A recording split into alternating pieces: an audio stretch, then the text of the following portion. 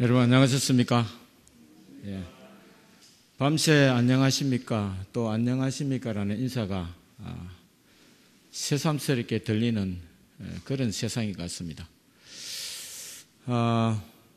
우리 목사님이 어제 갑자기 그런 일이 생겨서 또 제가 갑자기 또 설교를 준비하게 됐습니다. 이 설교는 제가 8월 14일 금요일 저녁에 집회 시간에 했던 설교입니다. 했다고 똑같은 설교가 되진 않을 것 같습니다. 예, 급히 또 어제 주문을 받고 설교를 준비하다 보니까 제가 금요일 낮 집회 모르겠는데 우리 집사람 말 들으니까 전달력이 안 좋다 그래서 또 파워포인트 어제 못 만드는 실력으로 급히 하나 만들어 봤습니다. 그래서 오늘 설교 제목은 앞에 그 스크린에 보이는 것과 같이 이슬과 같으리니라는 제목으로 제가 호세아서를 읽으면서 받은 감동을 오늘 다 함께 나눠보고자 합니다. 오늘 호세아서 본문을 다 함께 우리 보시겠습니다. 예, 화면에 보이시니까 굳이 안 찾으셔도 됩니다. 글씨가 좀 작아서 보이실려나 모르겠네요.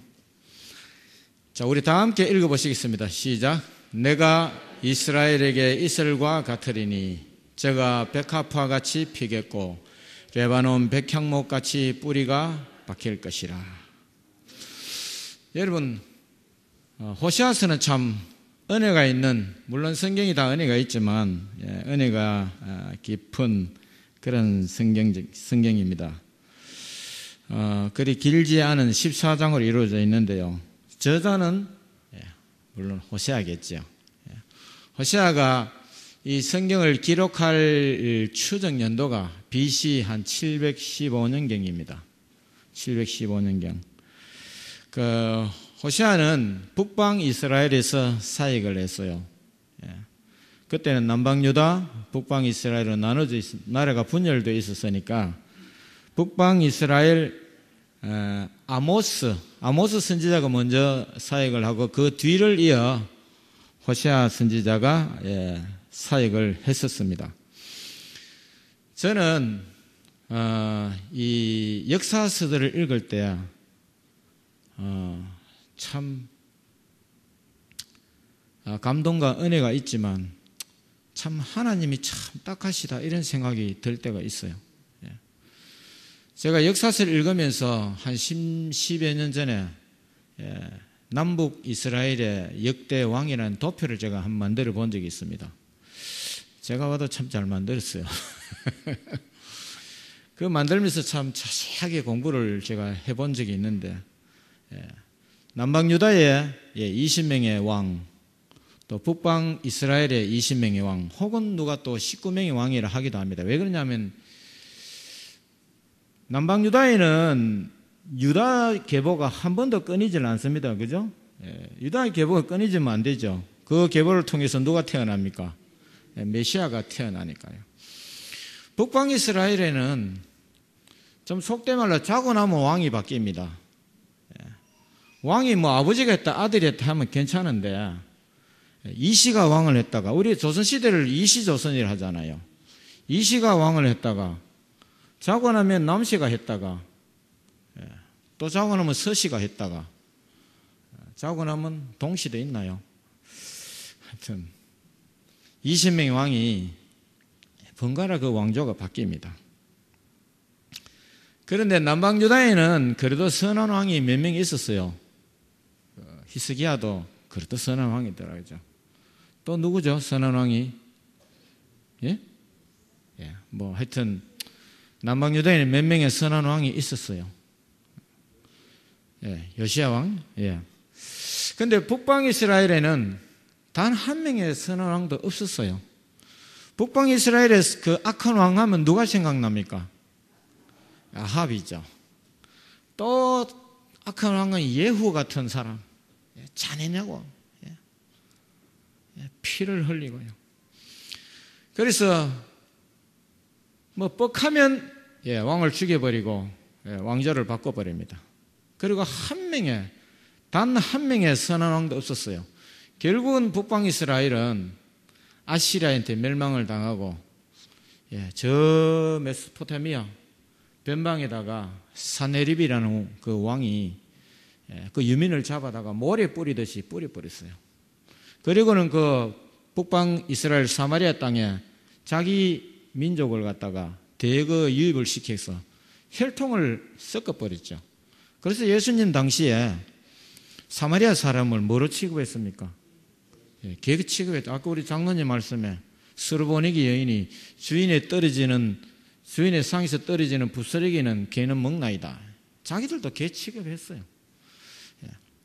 그래서 단 한 명의 선한 왕도 없는 그 북방 이스라엘에 하나님이 그래도 거듭 선지자를 보내주시는 걸 보면 우리 같으면 진작 치웠을 겁니다. 참 하나님의 그 눈물겨운 사랑을 우리가 역사서를 읽으면서 볼 수가 있습니다. 이 호시아가 사역을 한 시기는 여로보암 2세가 통치하던 시기입니다. 여로보암 2세는 북방 이스라엘의 14대 왕입니다. 그래서 14, 15, 16, 14대인가요? 14대부터 20대 왕까지 호시아가 사역을 합니다. 20대 왕은 또 공교롭게도 20대 왕 이름이 뭔지 아십니까? 호시아입니다. 20대 왕 호시아까지 이 호시아가 사역을 합니다. 그 당시에 그 남방 유다에서는 이사야, 예레미야가 이 호시아보다는 약간 뒤에 이어서 사역을 하게 됩니다. 그래서 오늘 우리 이 시간에 그 여로보암, 그러니까 호시아가 사역을 하던 그 시기에 북방 이스라엘 왕이었던 여로보암에 대해서 우리가 한번 살펴볼 필요가 있어요. 여로보암은 북방 이스라엘의 그 요아스의 아들로서, 아버지가 요아스입니다. 요아스 왕의 아들인데 그 고조, 4대 위면 고조입니까? 그가 누구냐면 예후입니다. 예후 왕조의 4대 왕입니다. 그리고 이 북방 이스라엘 중에 가장 전성기를 구가했던, 누렸던 그런 왕이었습니다. 그래서 전성기를 누리니까 경제적으로 굉장히 풍요했습니다. 그래서 경제적 풍요가 따라오면요, 우리가 역사를 보면 경제적 풍요가 따라오면 반드시 영적인 타락이 뒤따라옵니다. 먹고 살만하면 사람들이 딴 생각해요. 먹고 살만하면. 성경에도 그런 인물들이 많잖아요. 세상에 많잖아요. 뉴스타트 잘 하다가 조금 건강해지면 세상에 뭐 붕의 엑기스 이런 게 보인다잖아요. 사람이 다급하면 하나님께 매달리는데 조금 살만하면 자기 의가 드러나는, 자기 고집, 자기 생각이 드러나는 게 인간입니다. 나라도 번영하면 반드시 영적 쇠락이 뒤따라왔습니다. 그래서 이 여로보암 2세 때에 제가 이걸 버릇이 안 돼서 치지 않았네요. 여로보암 2세, 그 다음에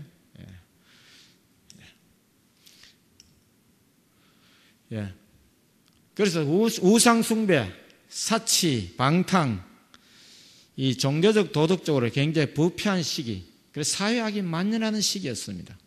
그때 호시아가 이 말씀을 선포합니다. 그리고 이 여로보암 2세는 그 당시 강대국들인 이 아수르가 수리아 때문에 약간 쇠약해지는 틈을 타서 영토를 확장합니다. 어디까지 확장했냐면은 남쪽에서는 아라바는 어디냐면은 우리 박동호 장로님과 제가 성지순례 갔을 때 내렸던 아카바항, 거기입니다. 이 홍해, 이 시나이 반도가 이렇게 생겼으면 동쪽만 이렇게 올라가는, 그 끝에 아카바항인데 거기가 아라바입니다. 지도를 한번 보여드릴까요? 이 밑에 아라바입니다.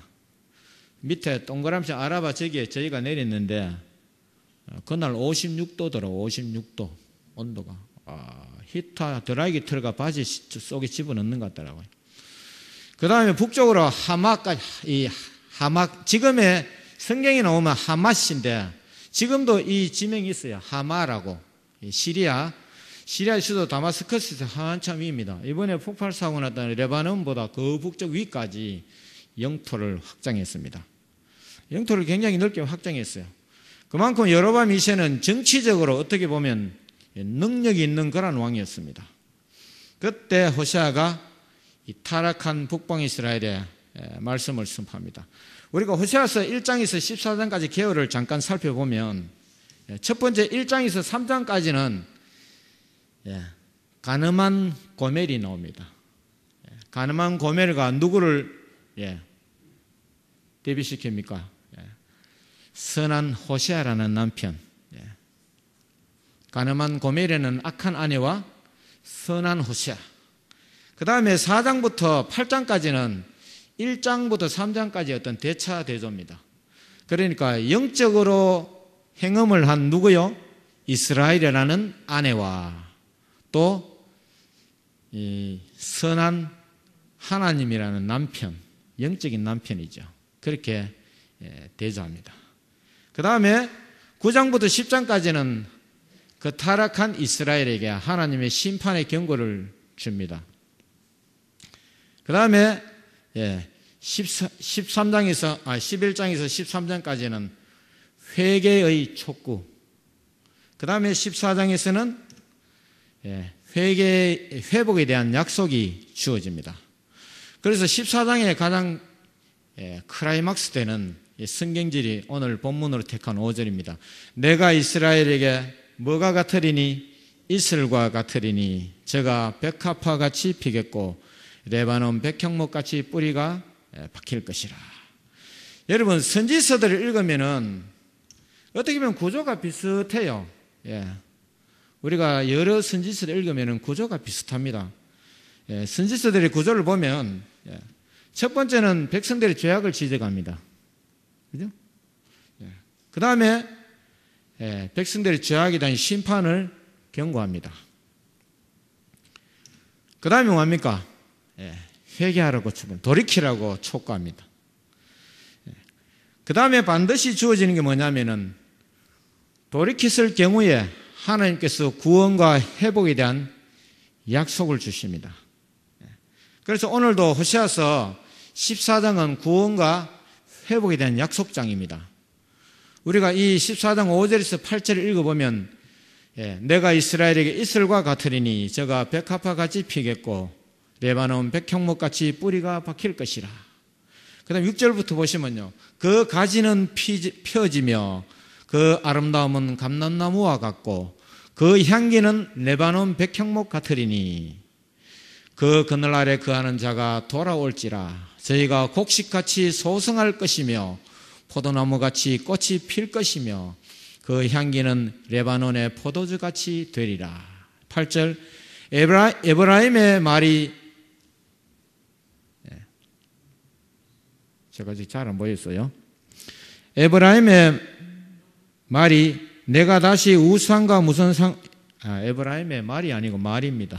말이 내가 다시 우상과 무슨 상관이 있으리요 할지라. 내가 저를 돌아보아 대답하기를 나는 푸른 잣나무 같으니 내가 나로 말미암아 열매를 얻으리라 하리라. 이렇게 합니다. 여러분 오늘 설교 제목이 이슬과 같으리니입니다. 여러분 이슬 하면 무슨 생각들이 나십니까? 이슬 하면 떠오르는 생각요. 예? 생각, 어떤 추상적인 생각들. 저는 이슬 하니까 어떤 청초함 그런 것 같습니까? 청초란 단어를 제가 찾아보니까 설명드리기는 참 어려운 그런 단어더라고요. 그 다음에 고요함, 또 고고하고 청아한 마음, 어떤 풍요 이런 걸 느끼지 않습니까? 저만 그렇습니까? 또 이슬이라는 걸 생각하면 또 우리는 어떤 사물이 생각나냐 하면은 새벽 이슬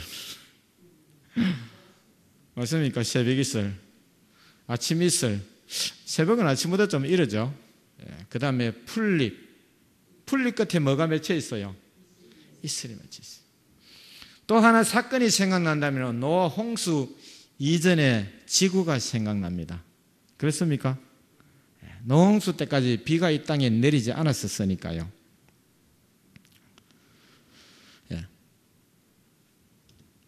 그래서 우리가 이 천년계의 어떤 자연 현상이 보면 이슬도 있고 안개도 있고 비, 또 썰이, 눈도 있죠.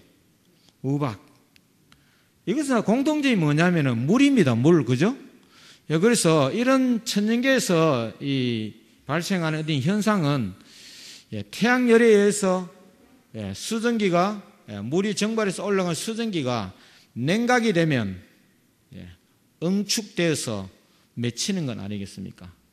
여러분 그게 땅 가까이서 맺히면은 어떤 사물에 붙어 맺히면은 이슬이고요. 또 땅 지표면에 붙어서 그런 현상이 일어나면 그게 아침에 안개죠. 그 다음에 저기 좀 높은 데서 그렇게 되면은 구름이죠. 구름이 좀 더 무거워지면 떨어지는 게 비고요. 그게 날씨가 추우면은 썰이도 되고 눈도 되고 또 때 아닌 더운 여름에 얼음덩이가 떨어지면 우박이 되죠. 그래서 이 모든 것은 다 정발된 수증기가 응축된 물입니다. 물 혹은 고체 얼음이죠. 그런데 이 중에서 많이 내리면 다 골치 아픈 것들이에요.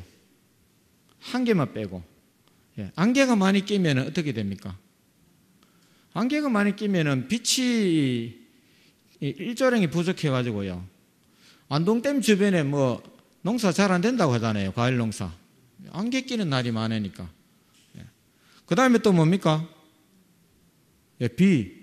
비는 뭐 두말할 거 없죠. 이번에 비가 많이 와서 난리가 났지 않습니까? 중국에는 2달 반 동안 홍수가 끊이질 않고요. 또 뭡니까? 썰이. 썰이도 잘 오면 괜찮아요. 감도 맛있게 하고 하는데 5월 달에 고추 모종 해놓고 나니까 늦서리가 한번 내릴 뿐만 모종 헛삽니다. 그렇죠? 또 뭐죠? 눈. 눈도요, 크리스마스 때 적당히 오면 낭만적이죠. 비닐하우스 농사 짓는 사람은 눈만 오면은 그만 벌벌벌 떱니다. 또 뭐 있어요? 우박. 요번에 중국엔 달걀 많은 우박이요. 야구공 많은 우박이 떨어져가 차 유리가 다 깨지고요. 차가 박살나고. 제가 어릴 때 우리 집에 사과 농사 질 때 여름에 우박 한번 디기 때려버리면 그 해에 사과 전부 곰보만 땁니다. 그래서 다 우리에게 재해를 끼쳐요. 근데 단 한 가지 있을만은 우리에게 아무런 해를 끼치지 않는 것 같아요. 이슬이 너무 과하게 와서 문제된 적이 있습니까? 있어요? 없는 것 같죠? 그 중에 이슬은 작물에게 가장 이상적인 수분을 공급하는 그런 존재 같아요. 그래서 지금은 죄로 인해서 이 지구가 많이 황폐됐죠. 그래서 지금보다는 그래도 물론 범죄 이후니까 노홍수 이전도 범죄 이후니까 물론 성경 창세기에 보면 땅이 뭐를 낼 것이라 가시와 은근키를 낼 것이라 했으니까 황폐될 것이라 예언되어 있지 않습니까? 그러나 노홍수 때까지는 그래도 지구가 살기가 좋았어요. 왜 사람의 수명이 무두셀라가 969입니까? 왜 살았어요? 왜 그러냐면은 태양에서 오는 이 유해 광선이 없었거든요. 왜? 지구를 뭐가 둘러싸고 있었어요? 물청이.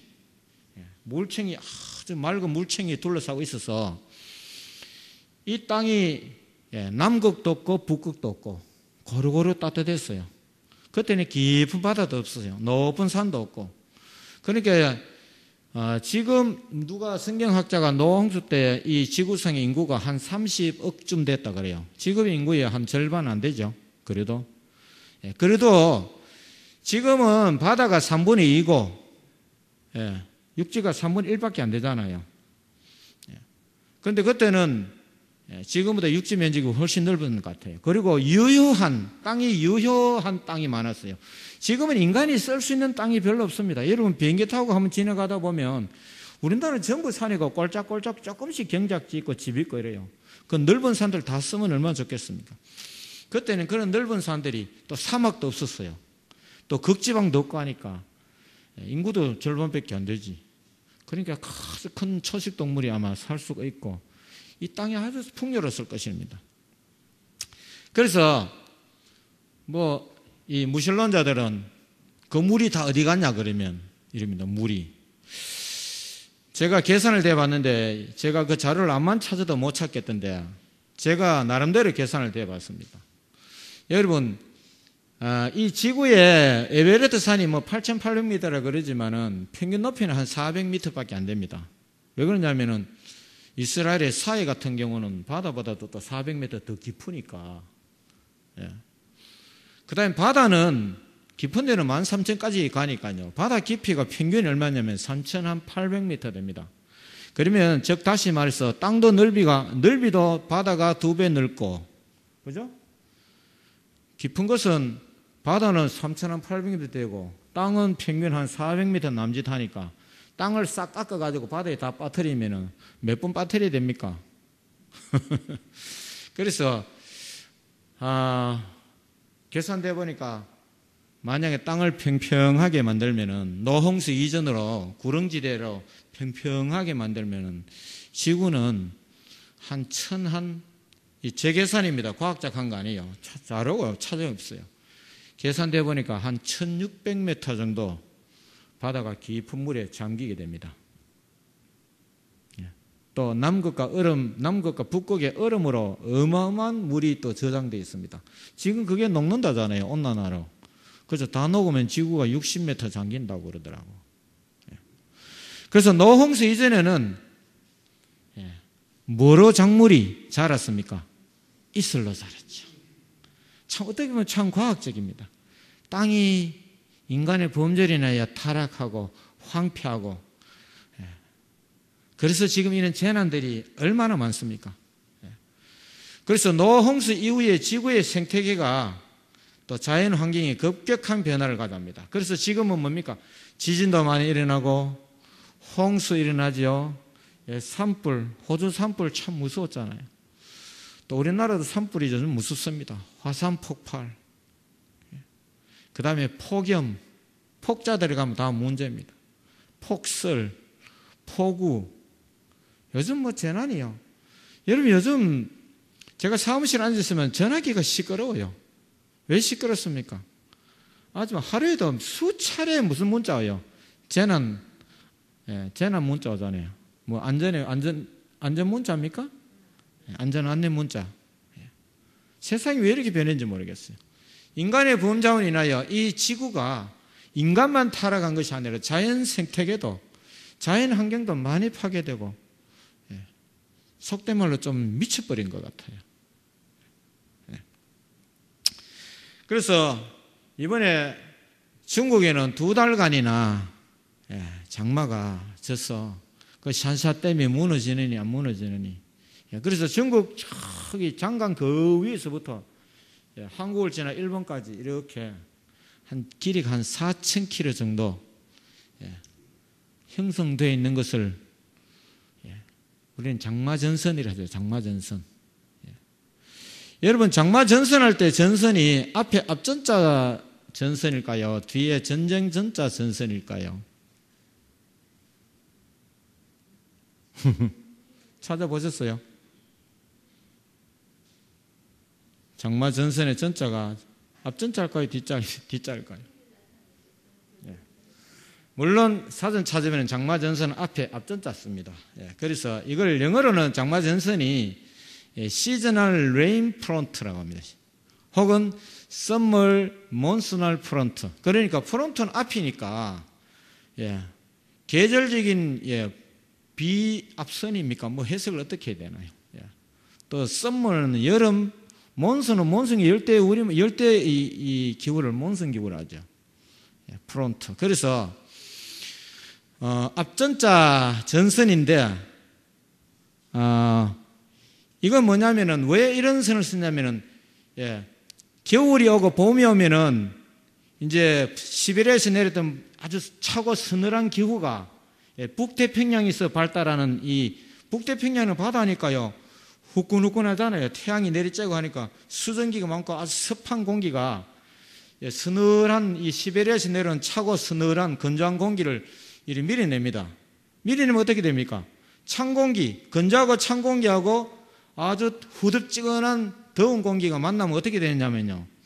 우리가 여름에 옛날에 펌프로 아주 찬물을 딱 퍼다가 전시 먹으려고 딱 밥상에 터놓으면은 주전자 가에 뭐가 맺혀요? 이슬이 쫙 미치잖아요. 왜냐하면 공기 중에 있는 수증기가 차온 거 닿으니까 응축이 돼서 생깁니다. 뭐 비도 똑같은 거예요. 서늘한 공기가 뜨거운 공기를 만나니까 그 수증기 머금고 있는 걸 계속 식혀서 뭐로 만드냐면 물방울 만듭니다. 그게 하늘에서 너무 많이 생기니까 땅에 쏟아지면 그게 장마입니다. 그래서 뜨거운 공기가 찬 공기가 이번에 왜 2달 갑니까? 찬 공기가 뭐요?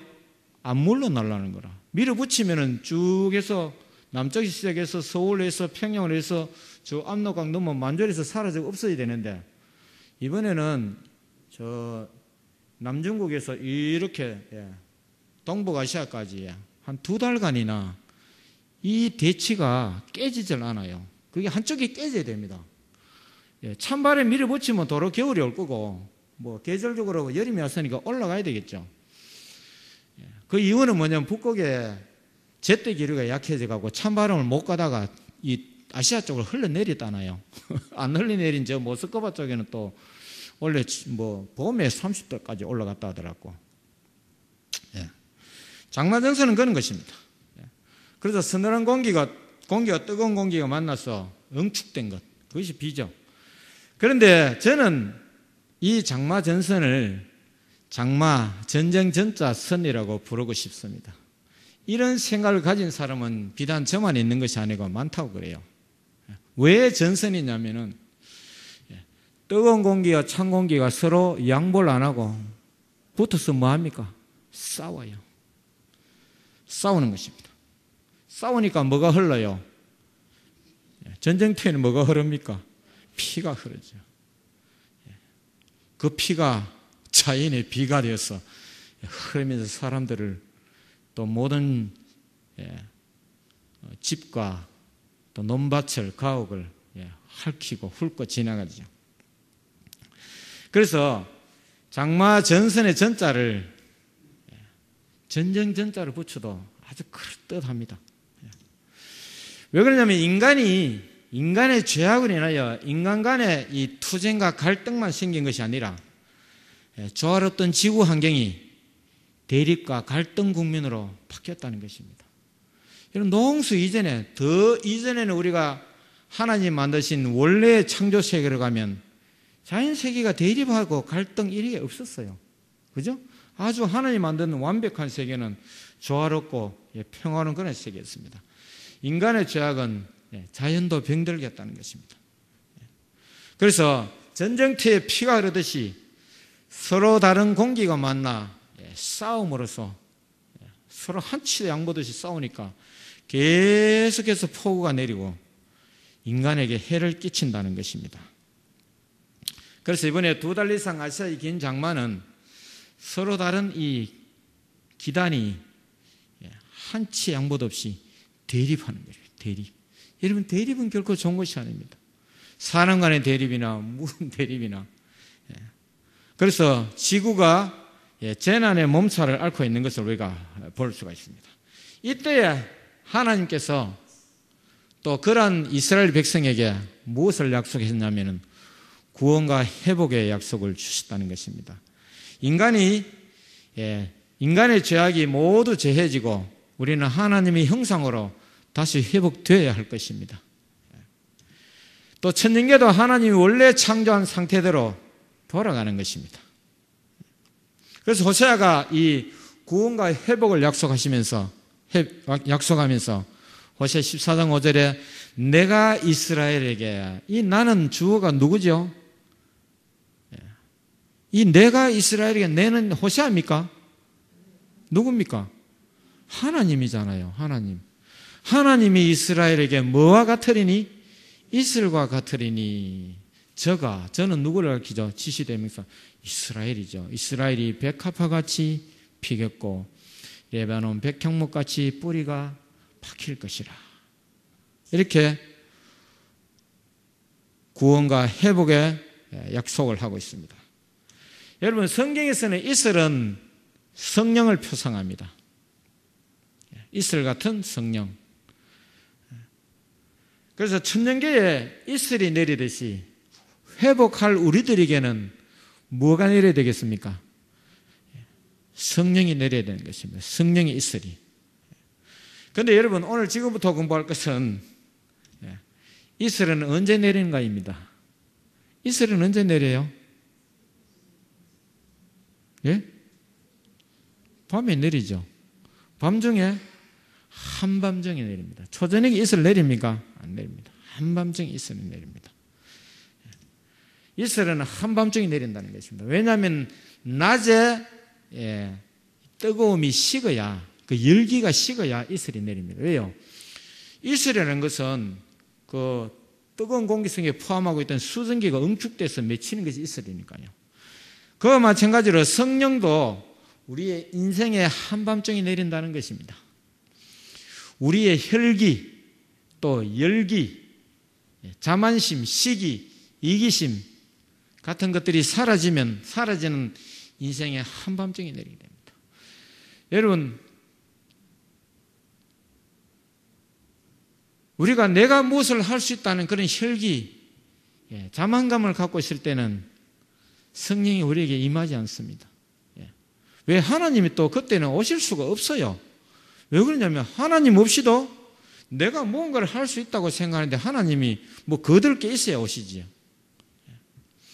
그래서 우리의 혈기, 열기, 시기, 자만심, 이기심 등이 사라진 인생의 한밤중이 내린다는 것입니다. 오순절의 성령 강림 사건도 마찬가지입니다. 그 제자들이 다들 예수님 살았을 때 뭐 했습니까? 우리가 미켈란젤로 그린 그 마지막 만찬도 보면요, 뭐 좋은 만찬 시간 같지만 사실은 그 제자들은 서로 뭐 하고자 하는 마음이 있었어요? 높고자 하는 마음이 있었어요. 높고자 하는 마음. 그래서 그런 제자들의 그 높고자 하는 마음, 이기심, 혈기, 그런 열기가 식었을 때 오순절 성령 강림 역사가 일어났던 것입니다. 그 다음 두 번째로 이슬은 어떤 날 내리는가입니다. 이슬은 어떤 날 내립니까? 수요일 날 내립니까? 이슬은 맑은 날 내립니다. 구름 낀 날은 내리지 않습니다. 이슬은 하늘이 맑아야 내립니다. 구름 낀 날은 왜 이슬이 안 오느냐면은 구름이 뭐를 하고 있어요? 땅에 이 대기가, 이 복사열이 이 대지가 안 식게 이불처럼 덮고 있거든요. 여러분, 우리 대기권이요, 몇백 킬로 되잖아요. 1000킬로 가까이. 근데 실제 우리가 인간이 살 수 있는 대기는 아주 낮아요. 우리가 뭐 한 3000m만 올라가면, 중국에 가면 저 티벳 여행하려면 허가증을 꺼내야 돼요. 그 티벳 그 천상열차인가 뭐 그 열차가 있어요. 거기 여행하려면. 왜 그러냐면은 거기는 뭐 해발 한 몇천 미터 되니까 산소가 부족해가지고, 그래서 거기 가기 전에 뭐 절차가 있더라고요. 그래서 뭐 한 3000m를 쳐도, 백두산이 3000m 안 되죠. 3000m만 올라가도 우리가 기압이 달라지고 산소가 부족해가지고 우리가 호흡이 좀 곤란을 느낍니다. 그런데 3000m 걸어도 우리 공기 하늘 높이에 비하면, 공기 있는 대기권 전체 높이에 비하면 불가요. 아주 낮아요. 여러분, 우리 비행기가 높이 날아간 것 같죠? 근데 지구 밖에서 보면 비행기가요, 지구에 딱 붙어서 딱 붙는 게 아니라 꽁지가 땅에 질질 끌릴 정도로 그런 느낌이 들 정도로 날아가고 있어요. 우리는 워낙 이 생각하는 체계가 좁으니까 비행기 높다 하지만 비행기 뭐 한 10,000m 날아가잖아요. 이 얘기 왜 나는 모르겠네. 그래서 구름이 다 높아봐야 한 1000m 높은 구름이야. 더 높은 구름 비도 내리잖아요. 비를 내리는 구름은 아주 낮습니다. 그죠? 그래서 산에 받쳐서 이 비바람이 몰려온 쪽 그쪽에는 비가 폭우가 쏟아지지만 산 너머는 비가 안 오는 그게 어떤 그런 이 기후 현상이 있잖아요. 우리나라의 영동 지방의 피해 현상 같은 그런 경우. 그래서 구름이 껴 있으면은 땅을 이불처럼 덮고 있기 때문에 이슬이 내릴 수가 없습니다. 성령도 마찬가지입니다. 성령도 우리와 하나님 사이를 무엇이 가리고 있으면 내리지 않는다는 것입니다. 우리와 하나님 사이에 가리고 있는 것이 무엇입니까? 우리의 죄악이죠. 우리의 죄악이 하나님과 우리 사이를 가로막고 있다는 것입니다. 그것을 제할 때 성령의 이슬이 우리에게 임할 것이라 믿습니다. 그런 죄악은 뭐냐면 우리의 시기심, 질투심, 또 이기심, 여러 가지 많겠죠. 세 번째로는 이슬은 어떻게 내리는가입니다. 이슬이 어떻게 내리죠? 그렇죠. 조용하게 내립니다. 이슬은 소리 없이 조용하게 내립니다. 이슬은 바람 부는 날은 절대로 내리지 않습니다. 그렇습니까?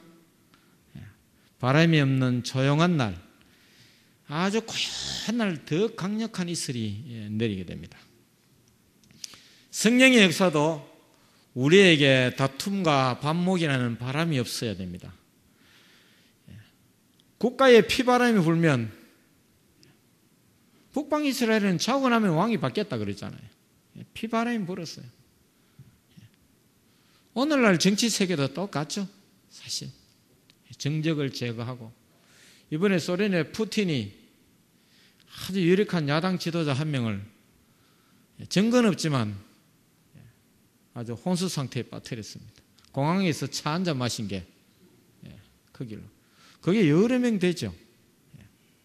이것은 동서고금을 막론하고 왕자들의 난이 뭡니까? 왕위를 차지하기 위해서 아들끼리. 그래서 삼국지에 보면요. 조조 때 이야기인가요? 콩을 콩깍지로 삶으니 콩은 소단에서 우는도다 이러잖아요. 콩을 삶는데 뭐로 삶아요? 콩깍지로 삶는다.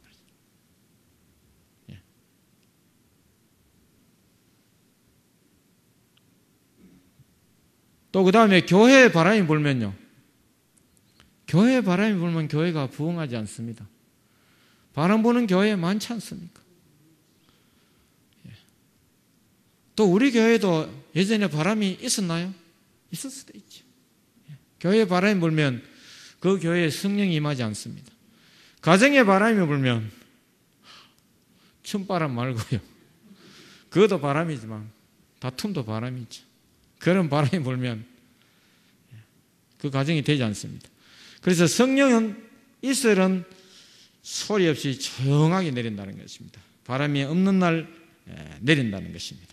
성령도 마찬가지로 우리가 바람이 없는 바람이 그칠 때 성령이 우리에게 임하신다는 것을 기억하시길 바랍니다.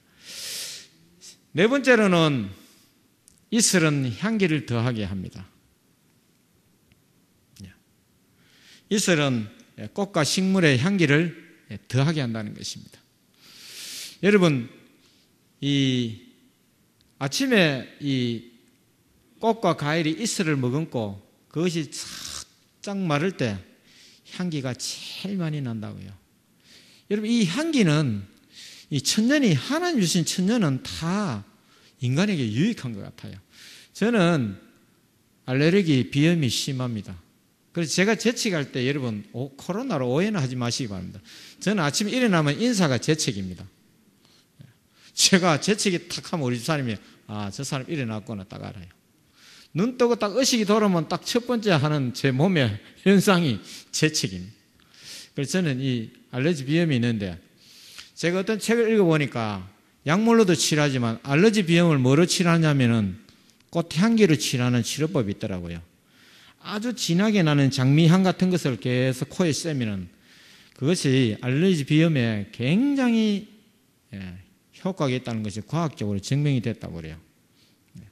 그런데 이 향기가 언제 제일 많이 나냐면 이슬이 왔을 때 꽃의 향기가 제일 많이 난다고 합니다. 이슬 맞은 꽃. 그래서 집안에서 꽃을 키우면 왜 여름에 향기가 많이 안 나는지 아십니까? 집안에 이슬이 내리지 않거든요. 과일도 이슬을 맞아야지 향기가 아주 진하게 난다고 합니다. 그래서 이슬을 먹으면 과일, 꽃은 향기를 더하는 것입니다. 성령이 우리에게 임하시면 우리에게 무슨 향기가 날까요? 우리에게 그리스도의 향기를 발산하게 됩니다. 오늘 우리 준비 참미 시간에 682장 몰래 찾아온 그 참미 좀 이따 부를 건데 그 노래말을 여러분 지금 이 설교 말씀을 생각하면서 한번 들어보십시오. 향기 이야기가 나옵니다. 향기가 우리를 감았다는 그런 표현이 나오잖아요. 이슬은 식물과 작물의 향기를 더하게 하고 성령의 이슬은 우리에게 그리스도의 향기를 나게 한다는 것입니다. 마지막 5번째는요. 이슬은 결실을 맺게 한다고 합니다. 이슬은 결실을 맺게 한다. 곡식과 과일을 여물게 한다는 것입니다. 여러분 노홍수 이전에는 무엇으로 농사가 되었다고요? 이슬로 수분 공급이 농사가 되었어요. 노홍수 이전에는 사람들이 비 오는 걸 한 번도 본 적이 없어요. 노아 할아버지가 비가 올 거라고 막 그렇게 전도를 하니까 사람들이 뭐라고 그랬어요? 한번 봐야 믿지. 저거 좀 미친 사람 아니야? 이랬을 거예요. 왜? 비 오는 걸 한 번도 본 적이 없으니까 사람들이. 그래서 노홍수 이전에 이슬이 내려서 모든 작물들이 자라고 그렇게 무성하게요. 공룡까지 먹고 살았으니까 얼마나 무성해야 되겠습니까? 그런데 이 이슬은 작물, 그러니까 이 씨앗이 벼라든가 이런 것들이 여물게 하고 또 과일을 더 결실을 잘 맺게 한다는 것입니다. 여러분 우리 동네에 올 봄에 좀 가물었는데요. 그 동네 저쪽 공원 옆에 지나가면 옥수수 농사 짓는 할아버지가 한 분이 있어요. 그리고 봄에 가무니까 그 옥수수 농사 짓는데 물 도시는 될 때도 없잖아요. 그분이 아침에 일찍 가면 뭐 하냐면은 호스로 물을 끌어다가 옥수수가 무성한데 이렇게 쫙 뿌리더라고. 그 할아버지 뿌려봤자 땅에 떨어지는 물방울도 없고 하는 효과가 있어요. 그러니까 안 이래요. 가물 들 때 이 작물도 물로 샤워를 시켜주면은 굉장히 달라진답니다. 그래서 옛날 노인들이 그러잖아요. 작물들이 밑으로 뿌리로 물만 먹는 것이 아니라 뭐로요? 잎으로도. 그래서 뭐가 중요하다고요? 가물 때, 여러분 가물 때 물 아무리 대봐야 비 한 번 오는 것보다 왜 못하냐면 그거는 물을 대는 것이 비 오는 것보다 작기 때문에 그런 것이 아니고 작물은 위로도 맞아야 된다는 것입니다. 위로. 뿌리로도 물을 먹어야 되지만 위로도 물을 맞아야 그걸 웁비를 하죠. 웁비를 맞아야 된다는 것입니다. 그래서 이 이슬은 결실을 맺게 하고 더 결실을 튼튼하게 더 풍성하게 맺게 한다는 것입니다. 그와 마찬가지로 성령도 우리에게 뭐를 맺게 합니까? 성령의 열매를 맺게 합니다. 성령의 9가지 열매가 뭐죠?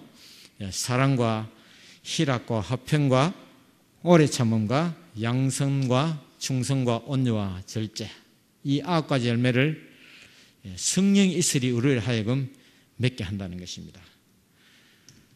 마지막으로 구원과 회복의 약속을 호세아가 기록한 호세아 14장을 우리가 보면서 마치려고 합니다.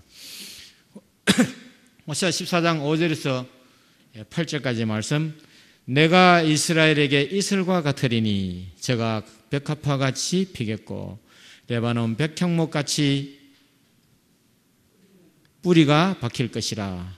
그 가지는 피어지며 그 아름다움은 감람나무와 같고 그 향기는 레바논 백향목 같으리니 그 그늘 아래 거하는 자가 돌아올지라. 저희는 곡식같이 소성할 것이며 포도나무같이 꽃이 필 것이며 그 향기는 레바논의 포도주같이 되리라. 에브라임의 말이 내가 다시 우상과 무슨 상관이 있으리요 할지라. 내가 저를 돌아보아 대답하기를 나는 푸른 잣나무 같으니 내가 나로 말미암아 열매를 얻으리라 하리라. 여러분 호세아서는 비극으로 시작하지만 그 마지막은 하나님의 회복의 약속, 그것으로 끝을 냅니다. 여러분, 이 회복의 약속이 우리에게도 임하기를 간절히 바랍니다. 그래서 주의 성령이 우리에게 이슬과 같이 내려서 우리에게도 그리스도의 향기와 풍성한 열매를 맺기를, 열매가 맺혀지기를 간절히 바라면서 말씀을 마치겠습니다.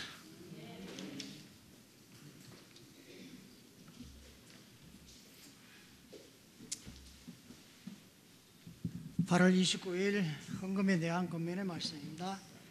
내가 여호와께 바라는 한 가지 일, 내가 그것을 구하리니 곧 내가 내 평생에 여호와 집에 살면서 여호와의 아름다움을 바라노니 그의 성전에서 사모하는 그것이라.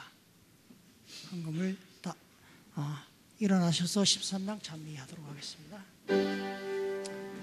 반복 그는 주 하나님, 전하 사랑 모두 찬송, 만만 천사 음성 높여 성부 성자 성령 찬송.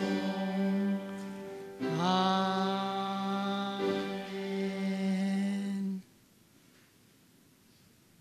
아버지 하나님, 하나님의 보호 아래 두셨다가 우리에게 또 헌금을 드릴 수 있도록 주께서 은혜 베푸심에 감사합니다.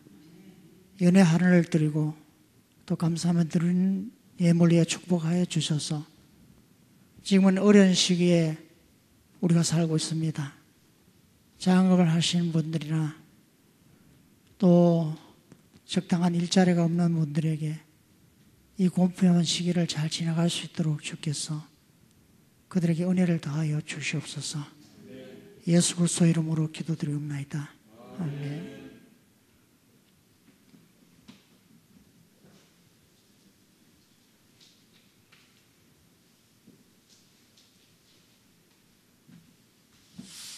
(682장) 두 분을 부른 후에 장로님 축도로 예배를 마치도록 하겠습니다.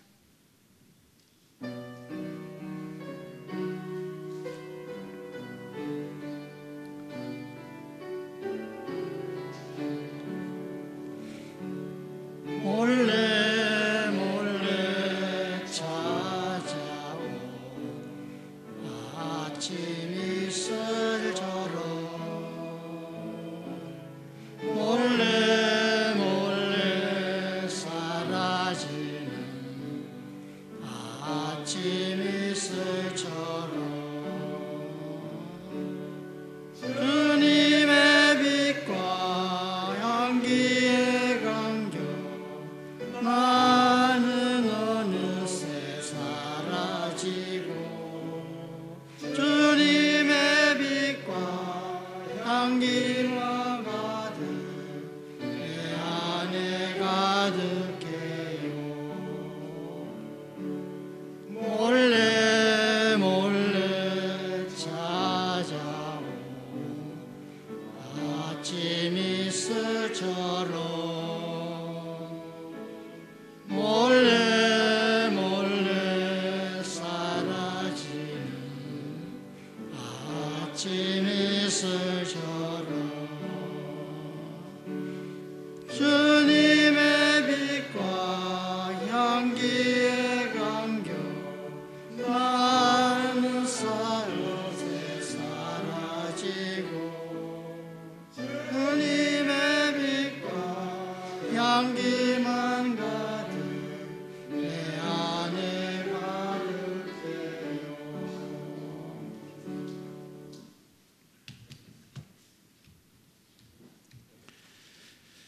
자비하시고 고마우신 하늘에 계신 아버지 하나님, 오늘도 아버지께 경배와 찬양 또 예배를 드릴 수 있는 귀한 은혜 주셔서 감사합니다. 또한 말씀을 통하여 우리에게 은혜 주셔서 감사합니다.